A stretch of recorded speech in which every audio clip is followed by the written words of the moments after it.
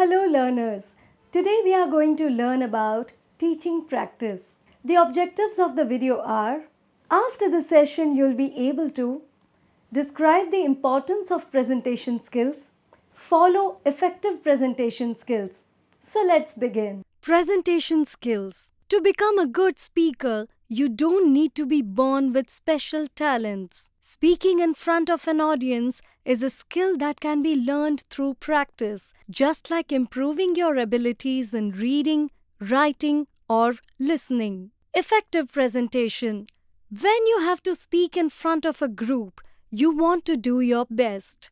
This can happen in various situations like job interviews, group discussions, seminars, or giving a lecture. It's normal to feel a bit nervous before such presentations, but you don't need to be anxious. With some caution, you can overcome your worries. Here's what you should do. Plan and organize your presentation. Analyze the information you have. Prepare thoroughly for your presentation. Gather evidence to support your points. Develop your ideas and create visual aids if needed. Finally, give your presentation. Oral presentation. Good afternoon to all of you. All of you have heard about Transformer. Many of you, mostly all of you, have seen Transformer. Some Transformers are set up outdoors and some are outside the house. Small transformers are set up indoors and you must have seen them. Small transformers are connected to stabilizers. There are different types of transformers. Our today's topic is transformer. We will teach you the different parts of transformers. We will explain the different parts of a transformer. We will explain the function of each and every part. We will teach you their uses. Got it? So our today's topic is Transformer.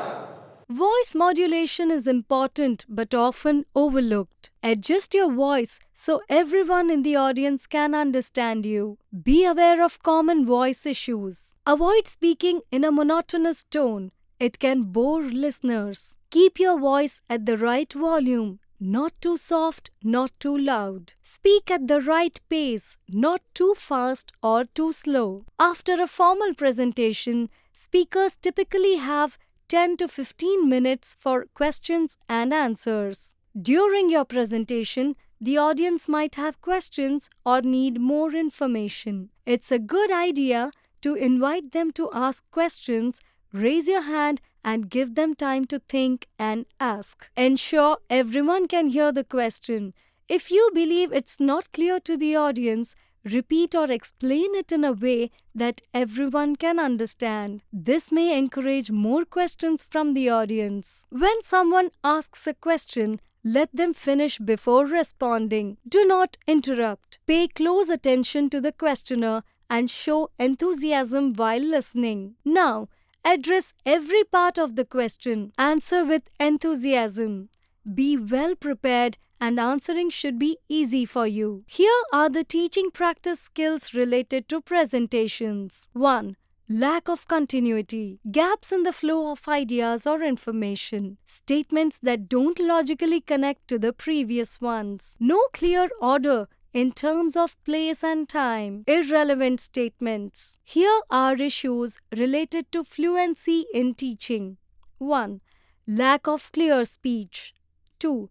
Using incomplete or short sentences. Here are the problems related to using vague words and phrases in teaching. Using words that don't clearly explain the concept, confusing students and making it harder for them to understand. For example, words like may, actually, you know, and somewhat. Skill of stimulus variation. The skill of stimulus variation means deliberately changing how the teacher grabs and keeps the student's attention while teaching. Attention moves rapidly from one thing to another. A teacher should deliberately change their attention-drawing behavior in class. Sneha Joshi suggests that teachers need a skill called stimulus variation to know what, when, and how to change in order to keep students' attention at a high level. Components. Movements. Move in class to check activities. Avoid aimless wandering.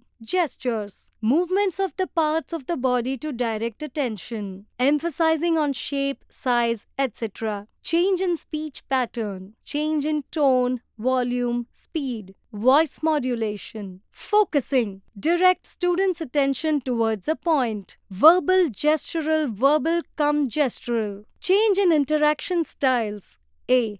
When two or more people communicate with each other, teacher to pupil, pupil to pupil. Pausing. A. Deliberate silence during talk. B. Neither too short nor too long. C. Give time for answer. Change in sensory focus. A.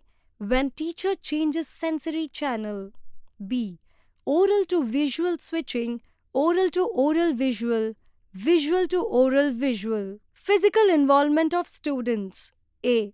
In experiments, dramatization, skill of illustrating with examples. It means explaining an idea, concept, principle, or generalization using different kinds of examples. The skill is defined as physical or practical performance And proper presentation of the suitable examples in order to generalize a concept, idea, or principle with a view of its understanding and proper application.